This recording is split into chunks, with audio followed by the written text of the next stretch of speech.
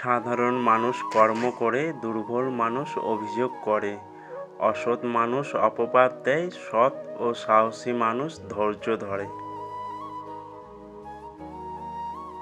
যে কাজ করে সে ভুল করে, যে কাজ করে না সে পরনিন্দা করে। সম্পর্ক সেটা নয় যেটাতে রোজ কথা হয়, সম্পর্ক সেটাও নয় যেটাতে রোজ দেখা হয়। সম্পর্ক তো সেটা যেখানে দূরত্ব অনেক, তবু মনে সারাক্ষণ তারই কথা হয়। ক্ষমতা থাকলে মিথ্যা কথাও বাণী, টাকা আর শক্তি থাকলে মূর্খও জ্ঞানী। কেউ যদি তোমাকে ভালো না বলে, এতে মন খারাপ করো না, কারণ এক জীবনে সবার কাছে ভালো হওয়া যায় না। বহুরূপী মানুষের সর্বপ্রথম হাতিয়ার হলো মিথ্যা বলতে বলতে কান্না করা। পৃথিবীতে যারা নালিশ করতে পারে না, চুপ করে থাকে, তারাই উল্টে আসামি হয়। ভালো থাকার একটাই উপায়, চোখ বন্ধ করে মেনে নাও, মুখ বন্ধ করে হজম করে নাও। ভরসা কিছুটা ক্ষতি করতে পারে, কিন্তু অন্ধবিশ্বাস আপনার সব কিছুই কেড়ে নিতে পারে। নীরব থাকা মানে সব কিছু মেনে নেওয়া নয়, কিছু নীরবতা নিজেকে ভালো রাখার জন্যও হয়। আমরা অর্ধেক দুঃখ পাই ভুল লোককে বিশ্বাস করে, আর বাকি অর্ধেক পাই সঠিক লোককে ভুল বুঝে। বদলে যায়নি, আগের মতোই আছি, পার্থক্য একটাই, আগে অন্ধ ছিলাম, এখন দেখতে শিখেছি।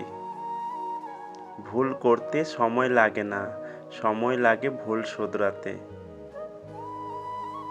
সম্পর্ক পুরনো হলে বাস্তবতার জগৎ তৈরি হয়, অবহেলা শুরু হয়, কমে যায় গুরুত্ব, বেড়ে যায় দূরত্ব। প্রথম আপনার জন্য সব ছাড়তে পারবে বলা মানুষটাই শেষমেশ আপনাকে ছেড়ে চলে যাবে। জেদ খুবই ছোট্ট একটা শব্দ, যা সম্পর্কের মতো একটা বড় জিনিসকে ধ্বংস করে দিতে পারে। মানুষকে অবশ্যই ভালোবাসা উচিত, তবে তার পোশাক, অর্থ আর সৌন্দর্য দেখে নয়, বরং তার মন কতটা বড় তাই দেখে।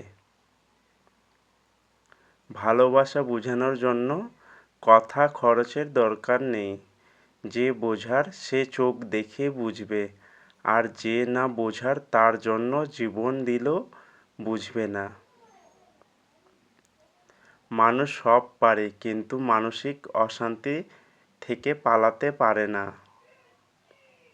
মেয়েরা ছেলেদের কাছে টাকা চায় না, চায় গভীর ভালোবাসা, অনেক বেশি সময় আর একটু কেয়ারিং। এইগুলো পেলেই মেয়েরা আপনার কাছে দুর্বল হয়ে পড়বে।